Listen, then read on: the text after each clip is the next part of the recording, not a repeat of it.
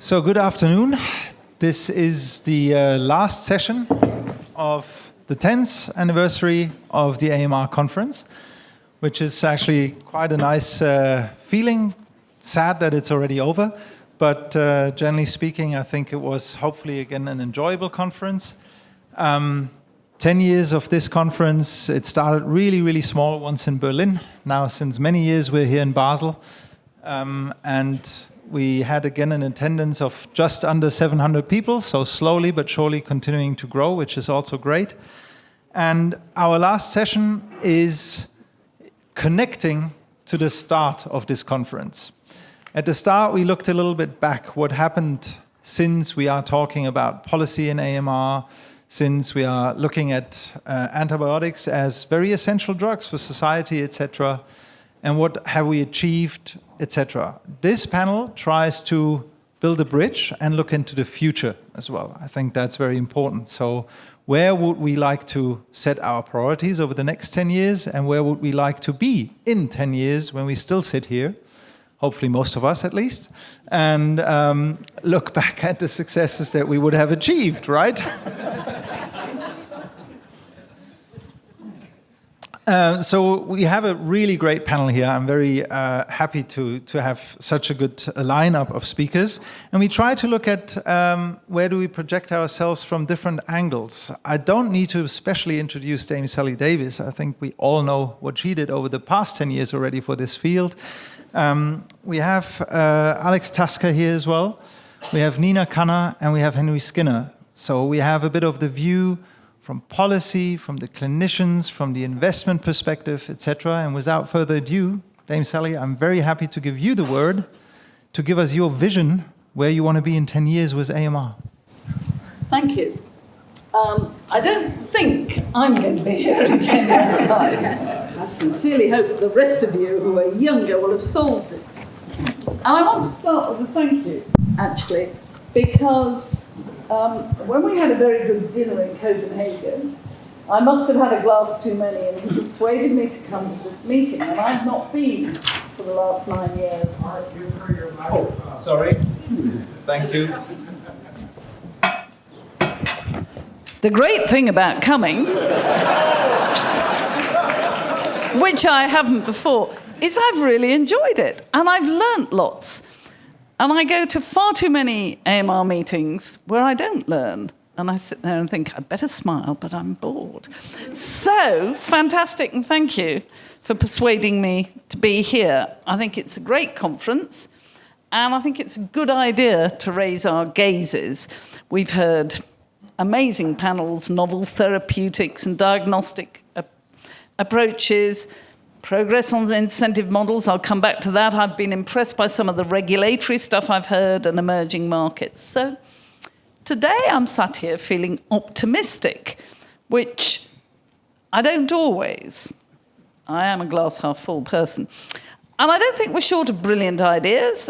I was told when I came into this field as an advocate, not as an expert, that the science was too difficult. You lot show that it may be tough, but you can do it. And as for the entrepreneurial energy, it's amazing.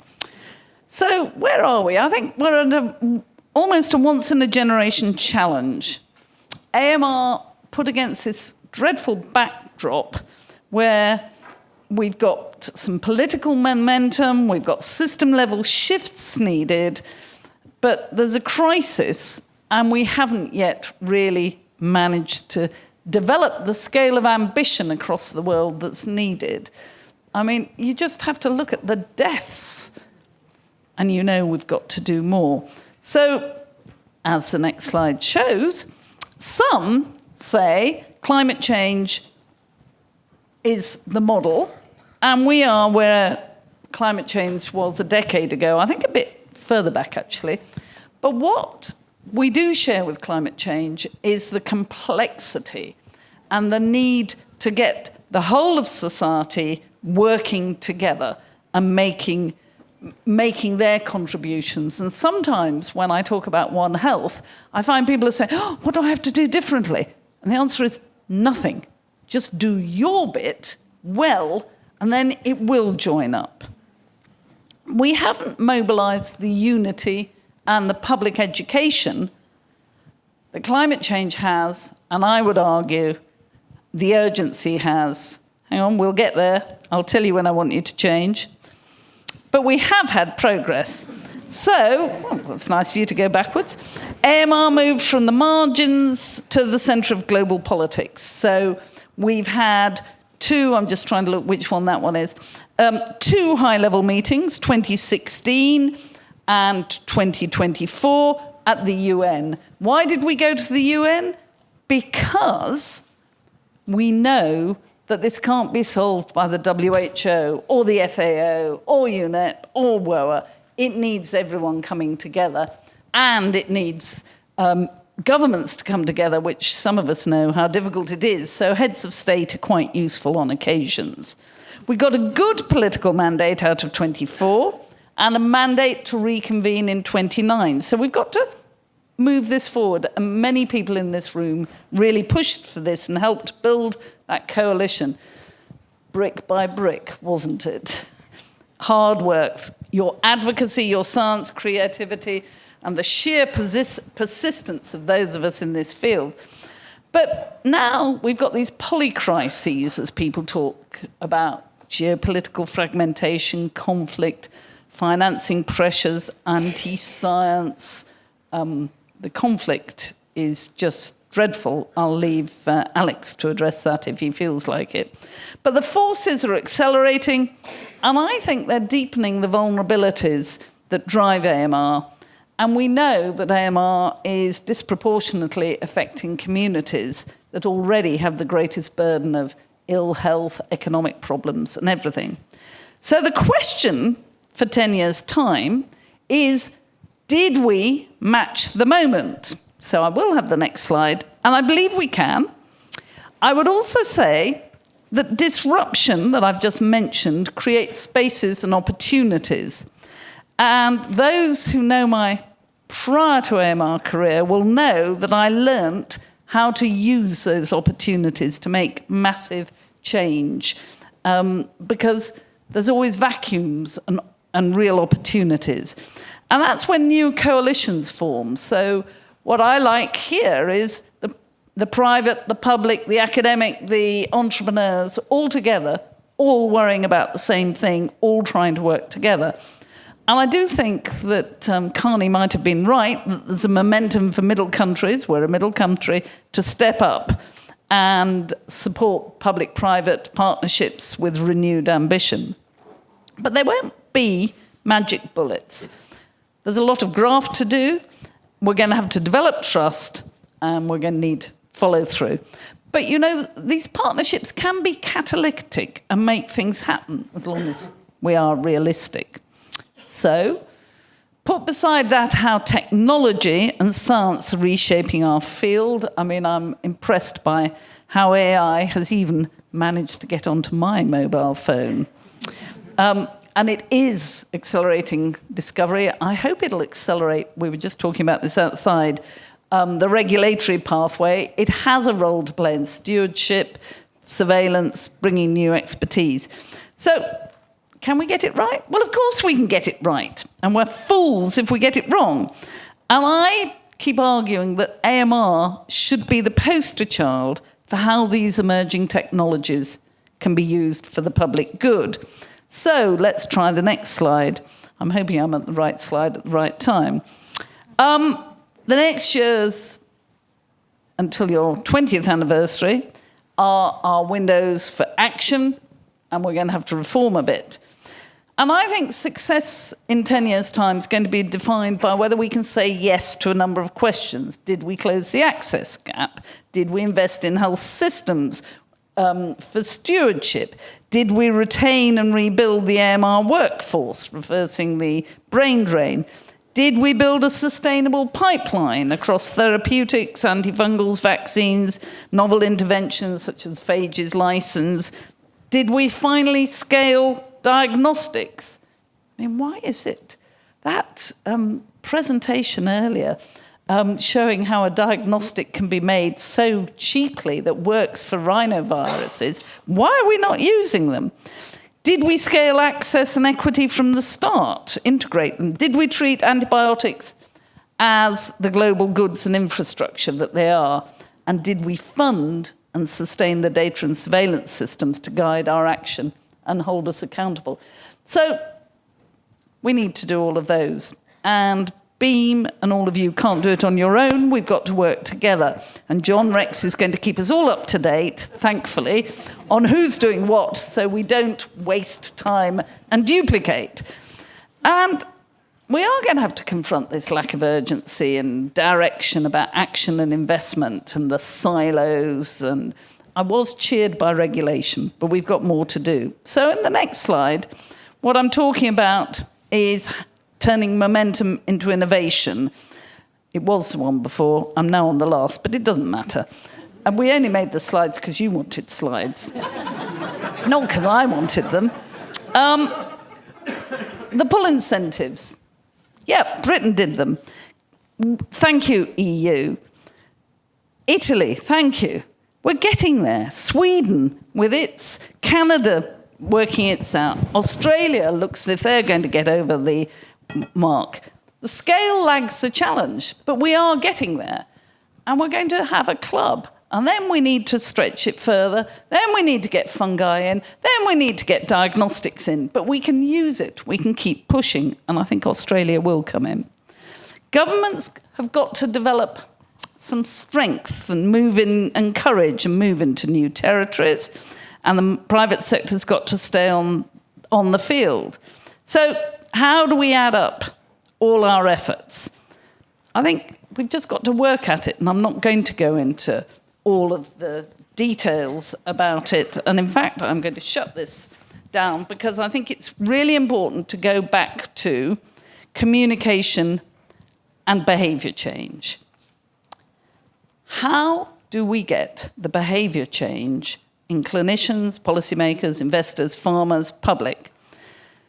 And I think that AI, mobile phones, little reminders, all sorts of things are going to change that. But yesterday you saw one of our efforts, and that is the Lifeline musical. And the way that brings people in, it just shows, and I've just been given a wonderful Spanish publication of art and stories. We need to use our communication skills and reach out to others and bring them in to explain what the issues are. I never thought that Robin Hiley would end up one of the best advocates for sorting AMR around. He writes musicals, and he is. So what's our shared, and so you better come and watch it in London. We're playing it for about 6 weeks. What's my shared North Star? How do we get there? How do we develop the ambition? How do we say, and this was an expression from your meeting last week, so it'll be a good handing over point. How do we say no more deaths from AMR and mean it and follow through? But you're all doing great science, great work. You're present for AMR. You're being counted on for AMR. You've just got to bring in rather more people joining you to sort this, because this matters. Thanks.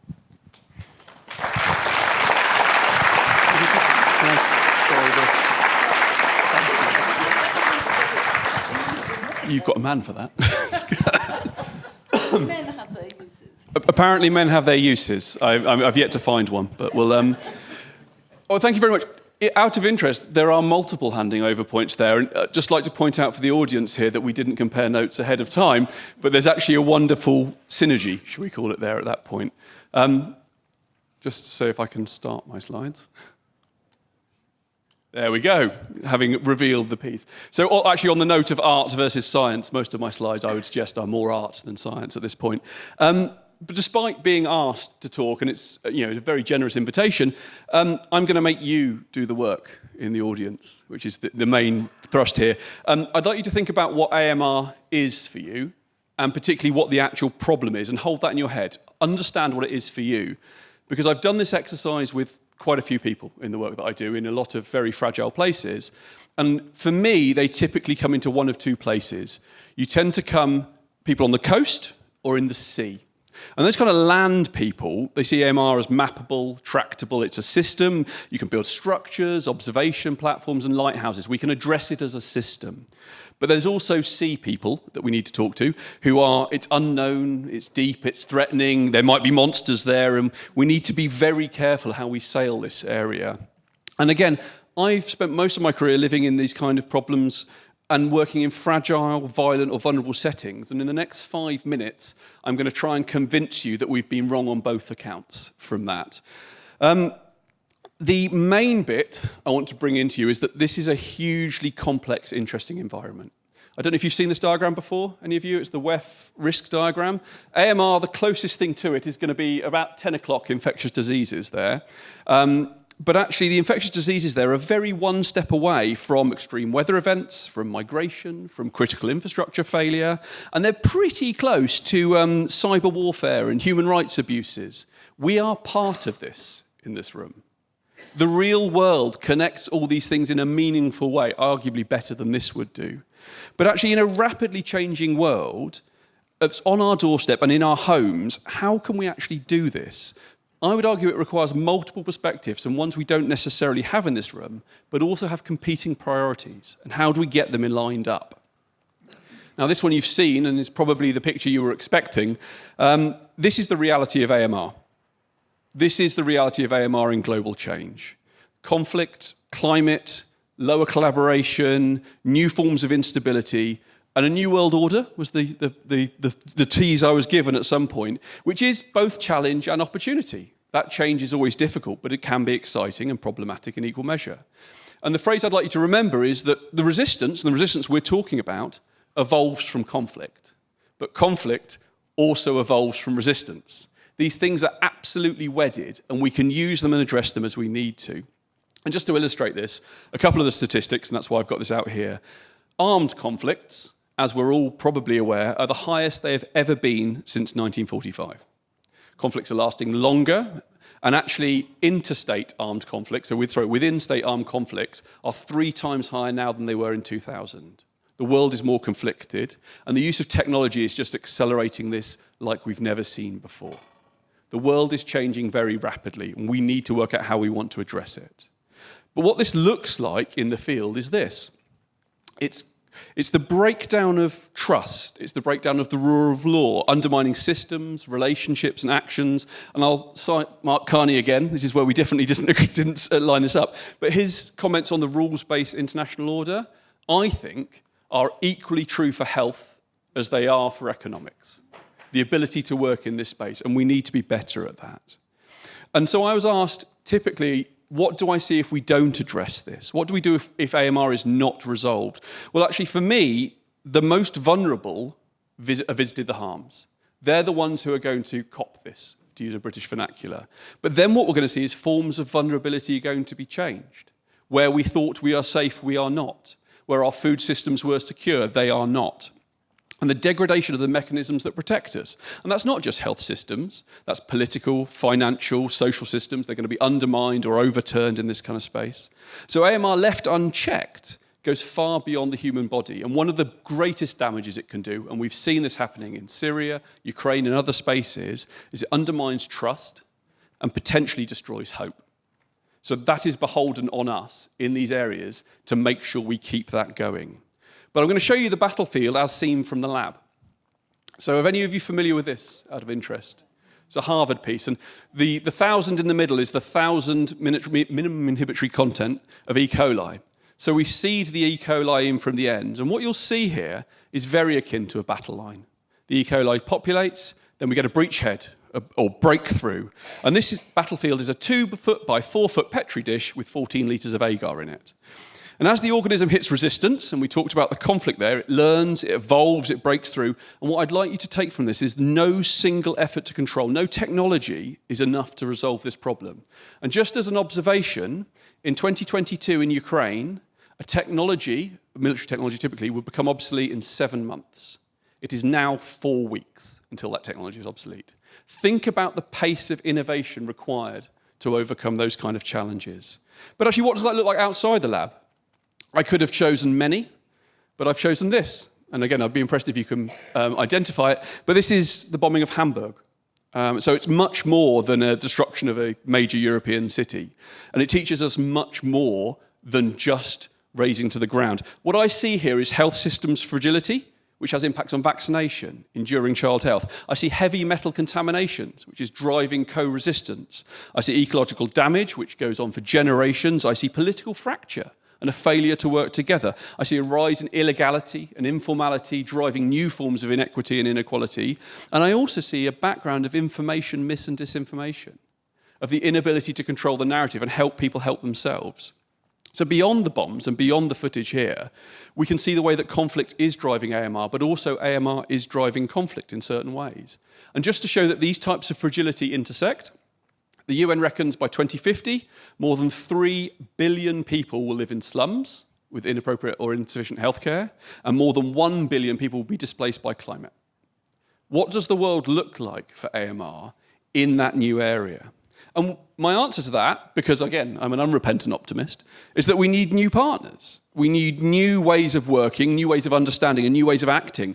And actually, can we learn from these ruins? And what I'd like to do is I always need to evidence my decisions. So my evidence for why we can do that is this.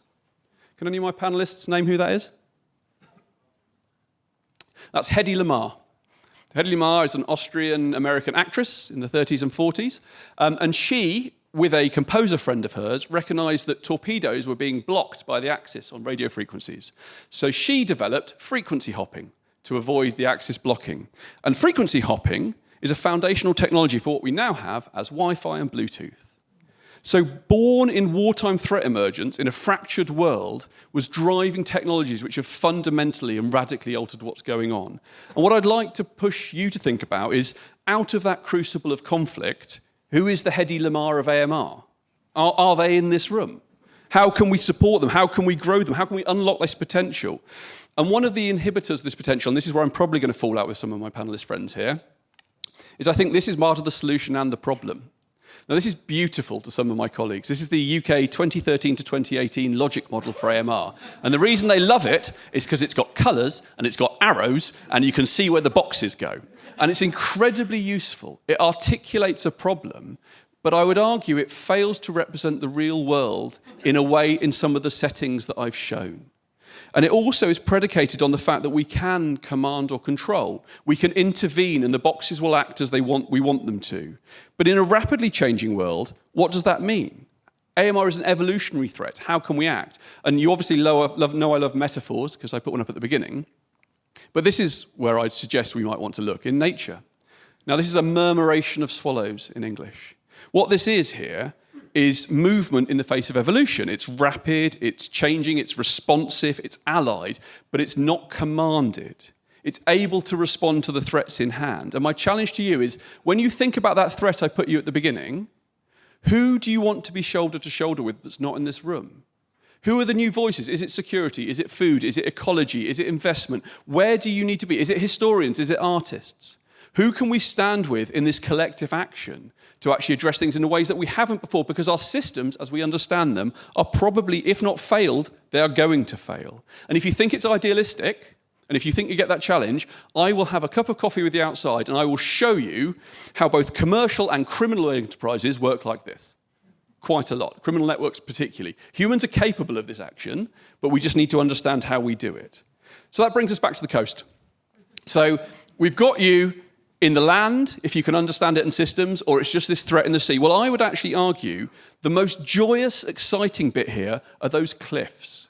It's the intertidal zone, that dynamic crashing point of intersection between two worlds. It dries, it floods daily, but it's a unique set of organisms and institutions that really create incredible change and thrive in that state of uncertainty. They thrive in that state of creativity, and they drive evolution that affects both worlds. So maybe we should think about how we grow there to address AMR in an uncertain time.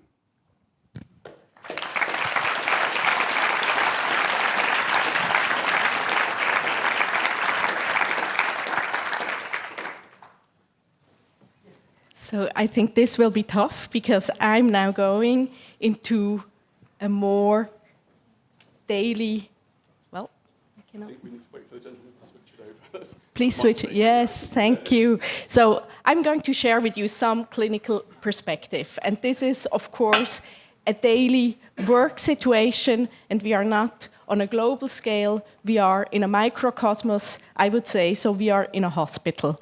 And as you can see, I'm a head physician of infectious diseases, and I'm also the co-director of NCCR Anti-Resist, so I have two hats with doing research as well as I'm active in the clinics.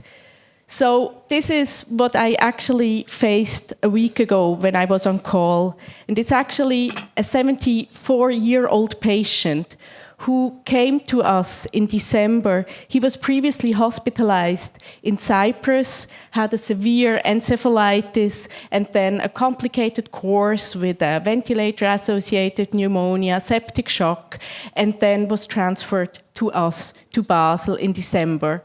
And here in Basel, he was actually stable, so we actually didn't need to treat him with any antibiotic, but we preemptively put him on isolation, and we then actually did our screenings, and this is what we always do, and you see that he had a Klebsiella pneumoniae, it's also written there, an NDM and OXA48 producing Klebsiella pneumoniae. Everything is resistant, and we do have some drugs, and here you can see them. It's aztreonam, avibactam active, colistin would be active, and cefiderocol. So luckily, at that time, he didn't need any antibiotics, but of course, this was December. So in the follow-up, unfortunately, he was still mechanically ventilated on our ICU. He was still very fragile, and therefore he at some point then again developed a septic shock. You can see on the right a CT scan with again a pneumonia, a ventilator-associated pneumonia, and of course we only could detect Klebsiella pneumoniae. And we gave a single dose of daptomycin, we gave Pip-Taz, Tobra, colistin, and now you think, why didn't they start with cefiderocol? Yes, it was not available, also here in Basel. So we had to wait for another day, 24 hours, to get the drug to the hospital. And this is one of the challenges we face, and I will come back to that we actually we do not get those drugs, they are not licensed in our country, and these are things, although we have a very good healthcare system, what everyone thinks.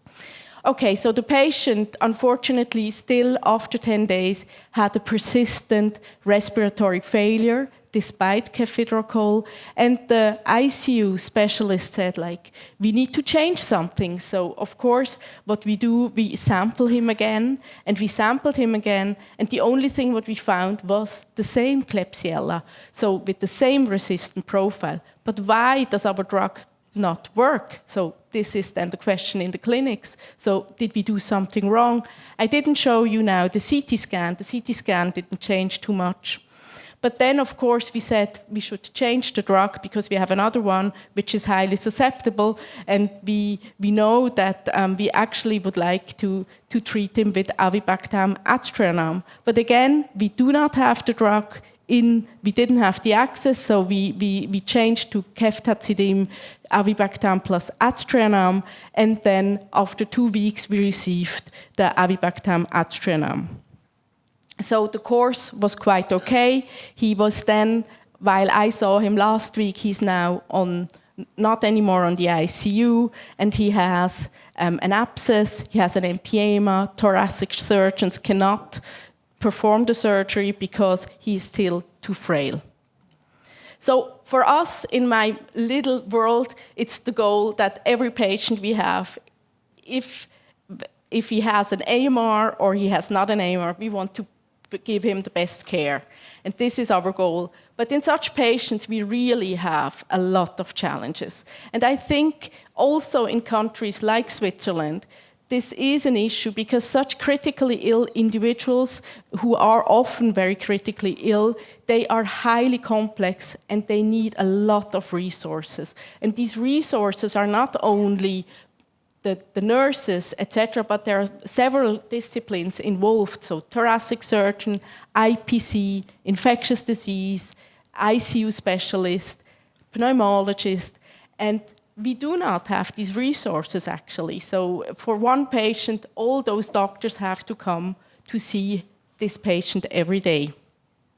So another issue now for this patient particularly is, of course, that he's in a single room for more than 2 months and he is isolated, and there is the problem of discrimination. Also, the nurses, they do not treat those patients similarly as other patients, and there is a stigmatization. And I think this is very important and something we need to also consider very deeply within the next years. And then we have the aspect of diagnostic testing, which is limited to species, and the species, of course, we knew, but we didn't have the resistance testing very fast, so we still wait for another 24 to 48 hours, because this was actually, at that moment, the most important when we did the retesting, when he deteriorated again. And we also, what you see is, despite having resistance testing, despite knowing the bug, we still have an uncertainty about the clinical impact, the cost effectiveness of those diagnostic tests, and also the clinical impact of our drugs, because somehow we see a susceptibility, but the drug didn't act. Or this was actually the feeling of the doctors who treated him first line, which were the intensive care unit specialist. And this is what is written there. So in vitro susceptibility testing does not reliably predict real-world clinical outcomes. And this is really a challenge which we face every day, not only in MDR pathogens, but also with Staph aureus, also with E. coli. We can see that in very susceptible pathogens. And then, as you see, and this is what I already mentioned, is really the access to antimicrobial agents. And I think this is a worldwide issue. We do have an issue here in Switzerland that several of those drugs are not licensed, which might be licensed somewhere else. So Mark told me that I should dream the best option. And this is actually my dream. From a real, very clinical and also academic point of view, is on one side is financial sustainability for patients' treatment with AMR, so that we have reimbursement models that really reflect the extreme complexity, the workload, the multidisciplinary resources which are required for AMR care. This is very difficult when you go to the hospital direction to discuss that such a patient needs so many specialists. Then the other thing is also something I want to address is overcoming stigma in AMR care. And I just kind of mentioned certain points, but I think overall the most important probably is to involve the patients and the public involvement. So people to really to understand what actually means AMR, because people who have who are colonized with antimicrobial resistant bugs, they do not want to talk about that, because this is a stigma, because they fear that somebody would not sit beside them. So this is an issue. And also if we keep them in single rooms, this is, of course, at some point you feel discriminated.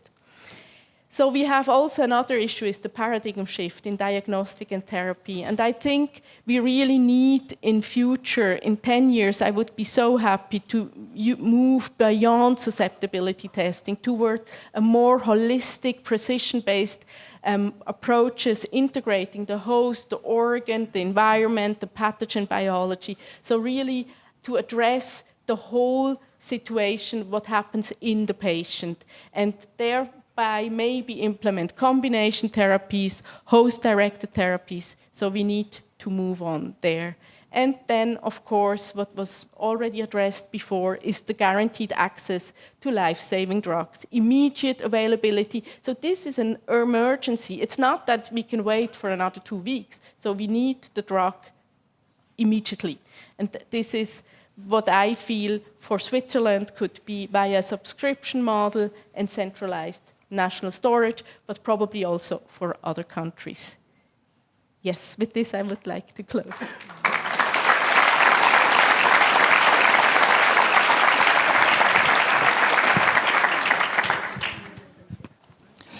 I think that raises so many questions, and we could jump in, from how would we value a decolonization drug that would allow us to bring that patient back to a normal flora? Hugely valuable. I don't know how to capture it. So lots of things. So I'm going to take a little different tact. And first I'm going to bring us back to the first session we had, and a reminder that 10 years is not very much time to change the world. And if we go back 10 years, as the first panel did, and even beyond to the GAIN Act, we've come a long way, but it's a fraction of where we need to go. So I'm going to spend a few slides and just, are we on track to a sustainable ecosystem? Because ultimately, I think that's the goal, that we can maintain antibiotics as a public good so they can be accessible and available and have the diagnostics to guide the physicians on how to treat. So just one piece at a time then, right? So really what's critical here is effective pull incentives that will bring the products that we can take through the clinic and show utility and actually get them to patients. So a few things of what that needs to look like, and I want to call out. The first is the US pull incentive is essential. Without that, the aggregate simply will not be enough to move the needle. And pull incentives that don't reach the necessary amount have zero value. And while the UK has led the world on this, and the EU is stepping up, and maybe Canada, maybe Australia will do their bit, it's progress, but it does not accomplish. We don't get points for getting halfway there. We must get far enough that it's meaningful, or it has no value. Second, the TEV, let's now get into this later as well. It's a great first step. It's a small down payment to what Europe needs to do to fund its fair share to actually drive innovation. And let's be honest, there's only 5 TEVs. If I'm thinking I want to start a company that has a 10-year horizon, are investors going to believe that there'll be a TEV in 10 years? That remains to be seen. And anytime we bring uncertainty into this, we undermine the goal of stability and actually bringing investors in that have to have a long-term view. Next, I would say there's another side of the coin we don't talk enough about. How do we reduce the cost post-approval to actually facilitate access? Europe requires pediatric studies. The US requires pediatric studies. The children in the US and Europe are the same. Their physiology is the same. Why do we do 2 different studies at $20 to $30 million each? This is an unacceptable inefficiency that is addressable with some simple policy of talking together, understanding what is the common denominator and making sure that we can accomplish it to the benefit of patients and pediatric patients. And there's a whole, we could spend an hour talking about how little is done to guide physicians on how to treat pediatric patients. So that's just the start, right? The next criteria it has to have, it needs to be predictable, it needs to be aligned amongst the various pull incentives, and it needs to be sustained. We will never be able to stop developing new antibiotics. We saw that from that I thought was a very nice slide of the evolution in pseudo-real time as E. coli got effectively more resistant. That happens around the world every time we use an antibiotic. Frankly, it happens even when we don't. There is not an antibiotic we've developed that there isn't a pool of resistance in the ecosystem. Bacteria have been fighting with themselves for about 3.25 billion years. They played this game a long time. We can keep ahead of some of it. We always have to be evolving with it. We have to have an understanding. We need to surveil to understand the problem. So the targets, what do we need for new antibiotics? We need to have consistency there. The calculation needs to be stable so that as we're thinking about what we're going to develop and we're investing in that, we're not changing the goalposts too often. Because if we do, again, I don't know what to make. How do we know what to invest in? And that uncertainty will be the death of investment. The targets need to be aligned. That goes back to the others. We need to think of this globally, not selfishly. What's the worst multi-resistant pathogen in the UK? What's the worst in Sweden? What's the worst in pick your favorite country. We need to think of it globally. We know we live in a small world. COVID taught us that in abundance. Whatever there is, MDM1 from this patient, doesn't matter where it originated, it's ubiquitous, and it will only be worse over time. So the next piece, pull incentives need to be secure. Limits on them, the number, only at having so much budget for them, belies the necessity over time to maintain the public good and creates uncertainty. Will it be there after I've invested, we heard Paratech, $1.4 billion? If you don't have confidence that you're successful to make the drug, you won't invest in it. And frankly, people won't invest their time in it, which I think is maybe even a more critical piece as we go forward. So that's great if we can get all that done properly, and I think we're making progress, but there's a lot that we in this room need to do to push the policymakers to understand these not nuances, but fundamental aspects.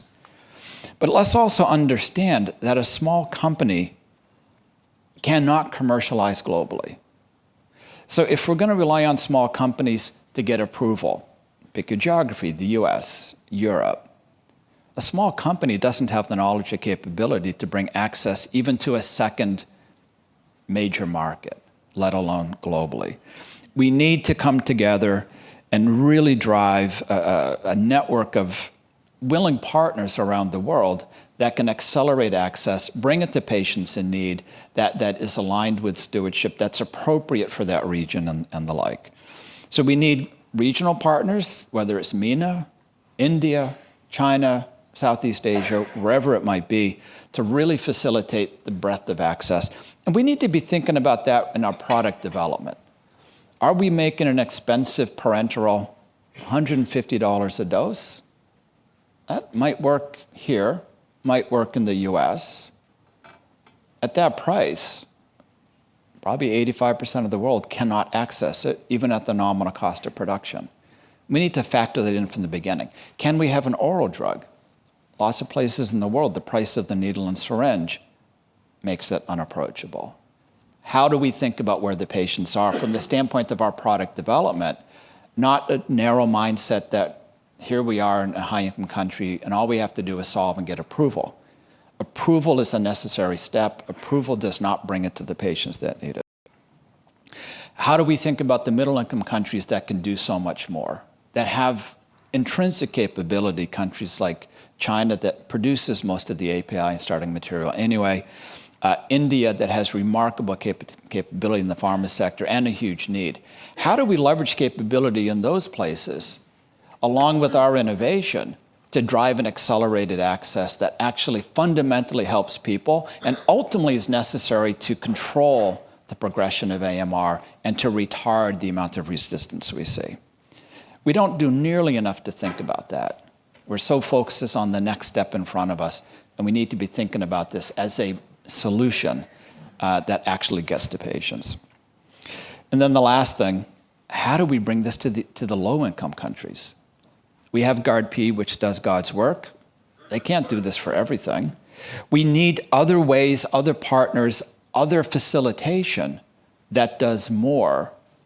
And it's not about the economics. We don't need to make a lot of profit to help people, but we need to think about how we do that in a way that isn't decades out.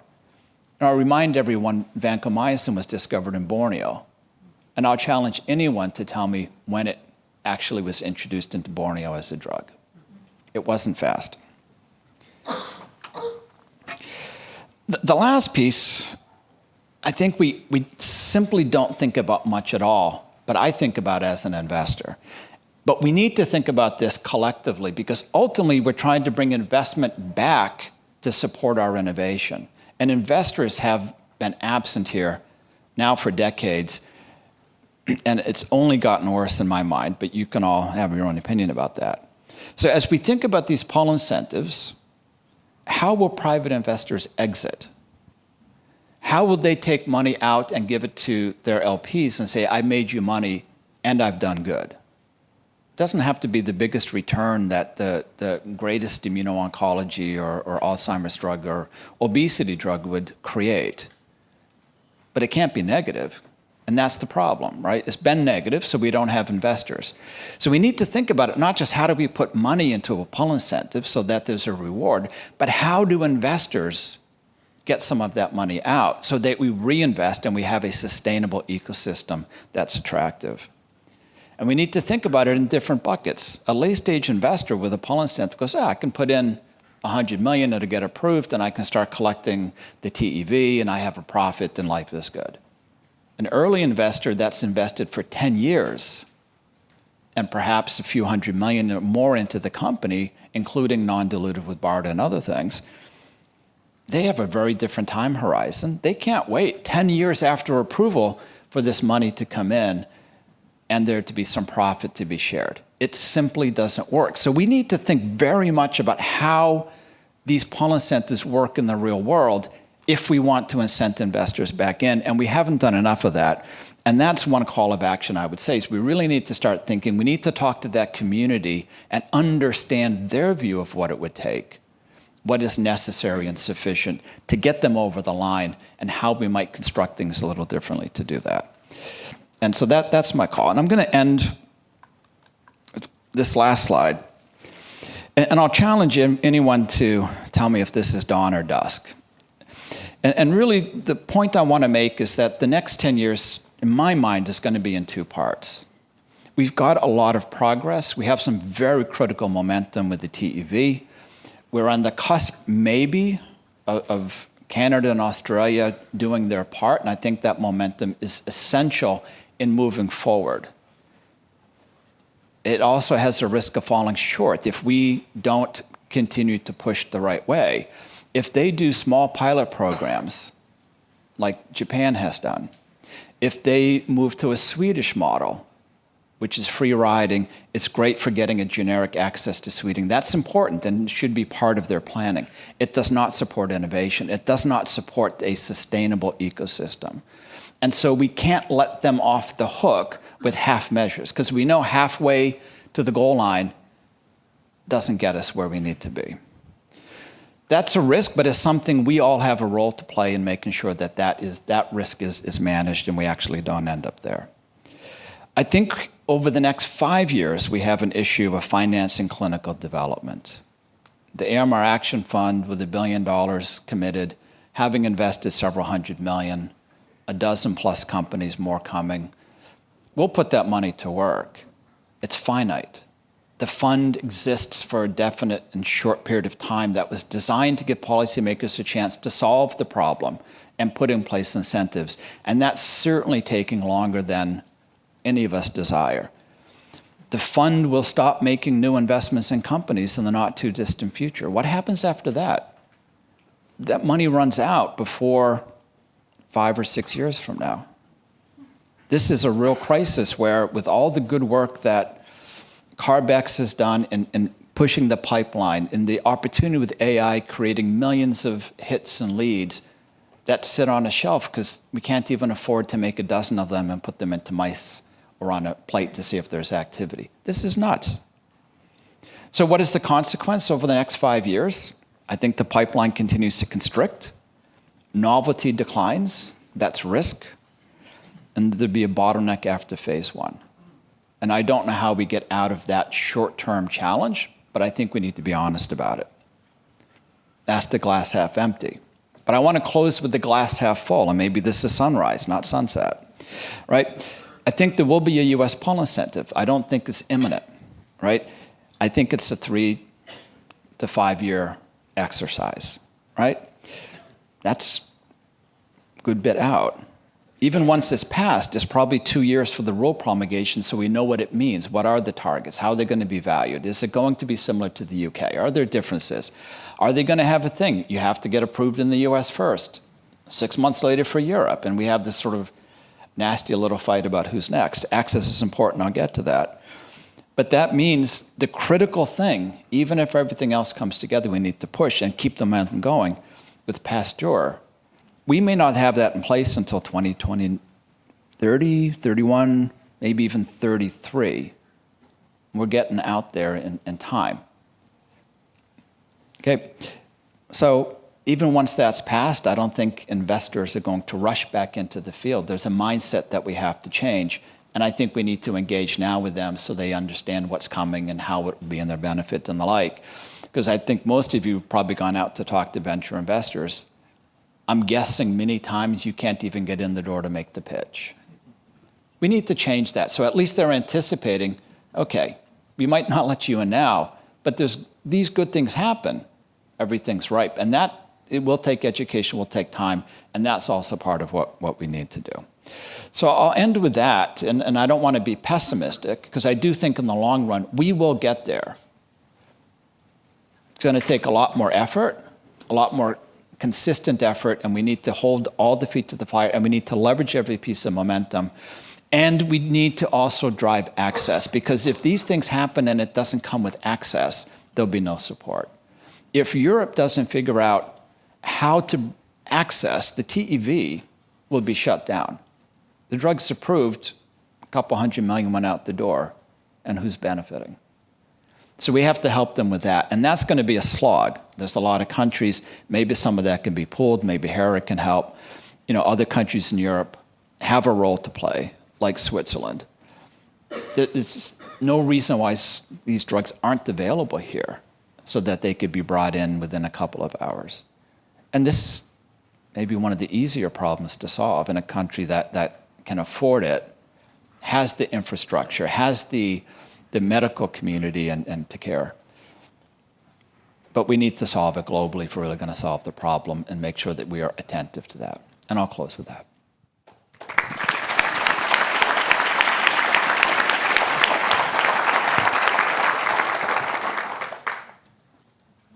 It's on. So thank you to all the panelists. I think this was a phenomenal, set of quotes for state of the industry right now, but also where we need to go. And I really appreciate that we had the view from different perspectives, including the one that I find extremely important always in all of these discussions. And unfortunately, I feel that often policymakers forget that aspect. We do this for patients, actually. So I think this is really, really important. The really good news from Henry's last slide is that the timeline for PASTEUR was quite long, but if we project 10 years, it will be 2036. So then we can really celebrate because everything is there, right? Even the investor re-engagement. Now, look, I think before I open up for a couple of questions, I want to sum up also with, for those that come more often to this conference since in the last couple of years, that Beam Alliance does a bit of a statistical thing, which we call the Beamrometer, to feel a little bit the pulse of the companies that today hold 80% of the global pipeline of antibiotics. We opened this up also now more internationally and hope that all SMEs in the future will participate. A few findings is, yes, people in this field start to get a little bit tired, we feel. Because we are talking since a long time, and while there's progress, we are, and I think that's one of the key learnings from this panel, Henry said it well, halfway there doesn't give you really bonus points, because you have to cross that finish line, otherwise this is not being fixed, and I think that's really important, and that's maybe where we feel, yes, it's progressing, but also we're getting a little bit tired. The funding seems to be somewhat stable, but as we know over the last years, it was never sufficient to really roll out new, totally innovative trials, big things that we really need to do. We are doing everything very much bootstrapped, very much on a shoestring, and trying to somehow get these drugs approved, but not necessarily always in the best or most innovative way. Policy made progress, and that's great. And again, that's also the sentiment. It's not enough to change investors' mind. I think all of the entrepreneurs here know exactly that none of the doors that was shut before December 20th, when the TEV was first announced, has now opened only a millimeter more. So there's more to be done. And that leaves me a little bit with some of the strategic imperatives that we have at Beam Alliance for the next couple of years, 10 years as well. I think the immediate ones is to look where the progress has been made and to make sure that the implementation of the European TEV is meeting somewhat the requirements. Selection criteria are important. I think some of the things that we heard as well, access, TV should lead to access in Europe, yes. Should lead to access globally for some drugs. None of the pull mechanisms, and in the pre-discussion of the panel we discussed that, and I think also Henry, you brought that up actually, none of these pull incentives values anything like features of a drug that make it more accessible to LMICs. You get the same TEV if your cost of goods are incredibly high or low. You get the same TEV for all kinds of formulations, etc. So I think here we need to consider as well what can we do to reward appropriate innovation for global access. So lots of things to do in the implementation for the TEVs. Also work with the EU Commission and member states to get the voluntary revenue and guarantee subscription model, whatever that's going to look like, but get it in place because the TEV is not enough. We know that very clearly. And next opportunity is right now with G7 in France. We're fully engaged there. So these are the short-term imperatives of Beam Alliance. The more long-term ones are the three major pillars. Push funding cannot stop. It needs to be further optimized. The only one that really lives up to the challenge of push funding is, in our view, still the US with BARDA and CARB-X significant support. I know CARB-X gets more support from other countries, but these are the vehicles that are good, and Europe can do better there as well. It is about market access and beyond. So can we actually, get these subscription models in place appropriately, etc.? Can we get to the patient appropriately, including the diagnostics, what you said, solving the clinician's problem, helping you to not fight anymore why you use an expensive antibiotic, but no problem to use expensive cancer therapies. I find that very, very weird that we have this differentiation even in Western hospitals. And lastly, it's patient access. And here is so important that we continue to collaborate with GARD-P, take their learnings on how they manage this, and the Secure initiative from WHO, etc., so that we can actually really solve long-term problems.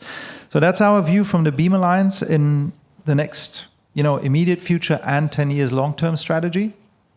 I hope that all of you here will support this message because we need everyone. We talked about communication.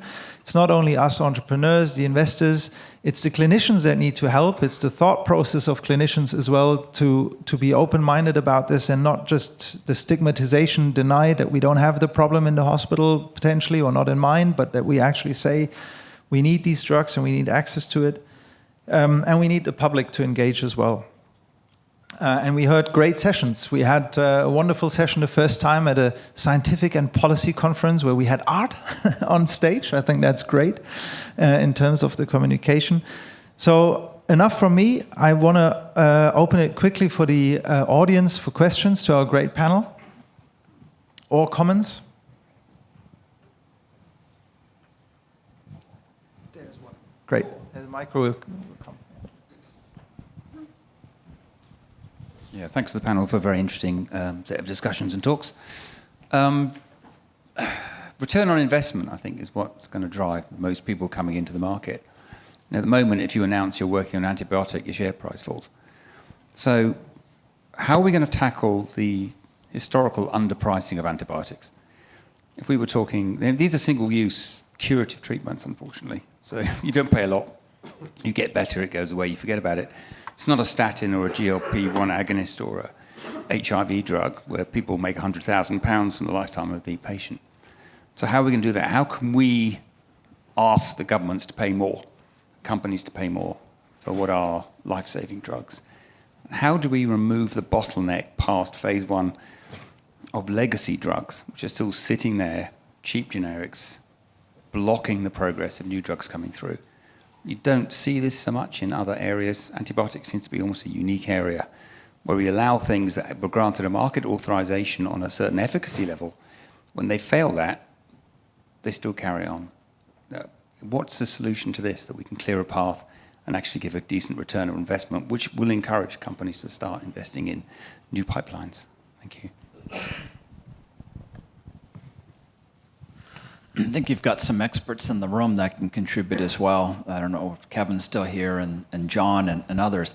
I think it's simple. We should stop thinking about them as a single product. We need to think about antibiotics as a public good, as a collective, and what it takes to maintain that utility together. And that's really, I think, a core part of the pull incentives, to say we recognize that antibiotics lose their utility over time. Now, when they work, they still work as well. We still use a lot of penicillin to great effect. There's a lot of resistance, right? We shouldn't throw it away because there's resistance. We should just know when to use it when it's effective, and to think about the continuum of having an effective antibiotic at the ready and the value that brings, both directly and indirectly. And I think the UK study was very powerful in mapping out what those other value contributors are, right? So if you treat someone effectively, someone else doesn't get infected. They have a long life, et cetera. And those need to be valued in from a societal standpoint, but this is a classic tragedy of the common, so we need to address it in a policy way. We can't address it in a way that we do everything else. It simply doesn't work, right? The only way it would change is if we had, the dream diagnostic that within 15 minutes is at every doctor's fingertip that would say, okay, penicillin, here's the $100,000 drug, or the $1 million drug like a gene therapy. The child's going to live God knows how long, right? But we don't have that. I don't think that's in sight. I think the improvements in diagnostics are pretty narrow, helpful, but they don't put it in the paradigm. So we need to think about it, in my mind, as a collective public good and address it that way.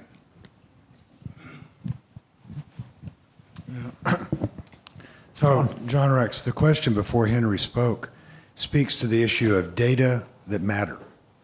And it's one of the things, maybe it's the deepest thing I've learned, is that the key isn't what I'm interested in as a techie nerd. It's what the ministers of finances are interested in, what the political leaders are interested in, as things that make a difference to them. And so, Dame Sally, you've spent a lot of time with folks like that. And we've spent a lot of time over the last decade developing various bits of data to provide support and arguments. What are you looking for us to generate over the next 10 years? And what's going on with the IPA, the thing that we're supposed to be putting together, the Independent Panel on Evidence for Action? What's going on? And what do we need to be doing to help? So I'll take that in two parts. We do need data. We do need return on investment, and if you look, we've steadily been developing it. I persuaded Prime Minister Cameron to commission O'Neill to do a study. We've done the global burden of disease, we've done various economic returns on investment, and they all make the case. And the Treasury need the case, and they do listen to it. But actually, other ministers respond to quite different things. I don't believe I can make the case to them if it isn't made through data. I know that I am underpinned by data, but they respond to the stories and the kind of lived experience, everyday reality. They respond in Britain to GSK going in and saying, you want us to be a successful pharma company, you're going to have to support the antibiotic pipelines. That matters to them. It matters to them the stories of people who die. But we haven't got it over to the public to get the media really on our side, to get the politicians shifting. And the public story is complex, but not that difficult. What do doctors, I'm a doctor, Nina, what do we say to patients? Do you go and say you died of AMR? My goddaughter said to me, I am dying of AMR.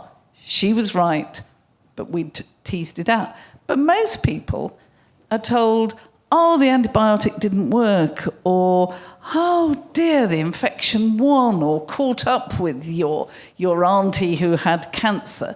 But they're not told it was AMR. And there are quite good reasons. I mean, behavioural in clinicians, we don't like to be seen to fail.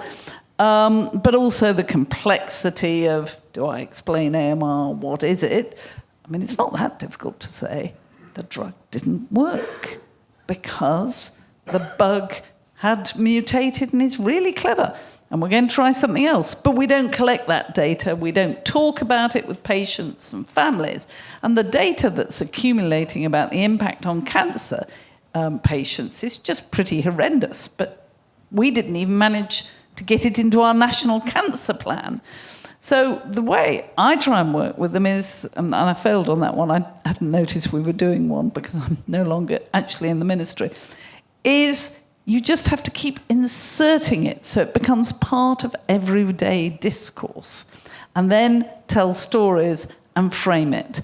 And, you know, someone said to me recently, why do you keep redoing data? Surely you've got enough data. Well, each time you've got new data, even if it looks like before, you've got a door to open to ministers and others. Look, there's new data. You have to see this. And it's a very intelligent one that's rather rare that says, what was it like last time? Has it changed? And actually, AMR only deteriorates. So you need the return on investment, you need the data, but it's stories and it's understanding through everyday interactions with the health system. And one of the things I've enjoyed, I run a charity, I'm about to go out of business, the Trinity Challenge, and we've done youth summits, and seeing 7 groups going into farms locally in low and middle income countries to improve biosecurity has been just amazing what they are able to do with local farmers, and some of the stories about the impact on the outcomes for the local farmers. Fantastic. To the IPER, the Independent Panel on Evidence and Action, I can't tell you more than is in the public domain, really. We negotiated, the idea came out of the Interagency Coordination Group I was honoured to sit on, and we could see that the IPCC played a significant role for climate change in raising awareness, understanding, and actually eventually setting targets. We wanted one. We talked about it, we negotiated it into the 2024 high-level meeting outcome document, which says the quadripartite will set one up in consultation with member states. Go back to last summer, before the summer holidays, they produced a draft which, while it had many faults, was going full gung-ho intergovernmental. And I said, why? I'd love intergovernmental, but we didn't actually ask for that just yet. They talked then to their own lawyers, having published this and discovered that the lawyers said they couldn't go into governmental. Actually, I think they can, but of course they didn't want to. So the next publication, they came in the autumn and said, so we'll set up an expert committee. Well, fine, but what government's going to listen to an expert committee? WHO, FAO, all sorts of people have expert committees. And some people use their guidelines, yes, but them pontificating isn't going to do it. So we hope they're going back to the drawing board, and we'd like to see principles addressed like country ownership would mean that countries propose scientists, independence, countries prioritising questions, results going back to countries. But we haven't managed to land that. So the latest I hear is they might launch an expert committee at the interministerial in Nigeria, and I don't think that will solve the problem. I would like to add one thing, if I can, about John's question. How do we get more politicians and also finance ministers to understand this? And I think you said one thing that is important. The public, we all know, and I can explain this, but I want to give maybe 2 examples. I mean, one was just recently here in Switzerland, there was a very tragedy around New Year's Eve in the mountains, was a big fire, and there was a lot of burned patients. And they were distributed across Europe in burn units, etc. And of course, what happened is it wasn't too much of a big surprise for people in our field that eventually there was a bacterial infection in these patients. In that case, it was Acinetobacter, and that went all throughout the media. So everyone in Switzerland at that moment read about this weird name of a bacterium that they certainly have never heard about and what have you. But the storyline was not good for us. Because the storyline in the end was focusing mainly on, did the hospital do a mistake? Can we wash our hands better? And so forth. You put yourself in the stress of a burn unit when it's totally overloaded with these kind of patients. It's the wrong message. None of the articles, and it was in every newspaper in Switzerland, had something about innovation. Maybe we also had something about antibiotics normally work. Maybe here they didn't work because it was complex or there was resistance. It was nowhere really discussed. And I think that's one of the problems we face. Because you read all of these things and then people like us come maybe every now and then once a year to a politician and say, hey, there's a problem. But all they read about is negativity, and it was maybe the hospital's fault or whatever, and I find this so wrong. So we have to talk, all of us, more to the value of what these drugs actually do to a patient when the infection happens. And also what happens when, unfortunately, the drug due to a resistance doesn't work. And as we also all know, resistance, yes, it has to do with overuse, it has to do with all sorts of things, but, you said it, bacteria fight each other for billions of years, and we find resistant samples where none of the antibiotics were ever used in a medicine. So it is a natural process. And to get this knowledge a bit more out to the public and to have newspapers say that as well, I think would help a lot, because the negativity around the whole topic, oh, you just need more money, might get a little bit better understood. Hi, this is Anand from Bugworks. I think this was a great conference, and it's probably becoming the go-to AMR conference. So Mark and to your colleagues, really great job. Thanks for having vegetarian food also for some of us. It was good.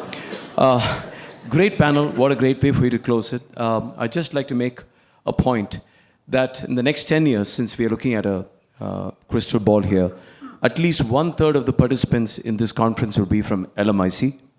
And at least 1 or 2 of the novel drugs that will be launched in this time will be from LMIC.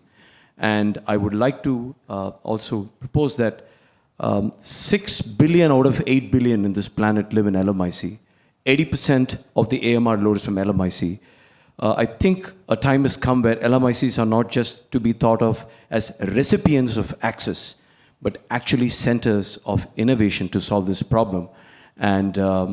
And they need to step up too. Many of the low-income countries have become medium-income countries, and they need to step up as well, and they are doing it.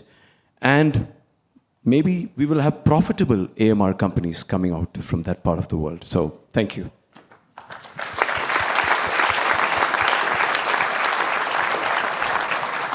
So we're already a little bit over time, but I think it warranted the discussion. It was great. Thank you to the panel. Since this is now just the last, reception, have drinks and food, including vegetarian food. I want to just thank very much the organizers, BAMCOM as always, that they brought us here. Great facility, everything. Particular hands together for Frederick, that from Beam Alliance does the bulk of the work.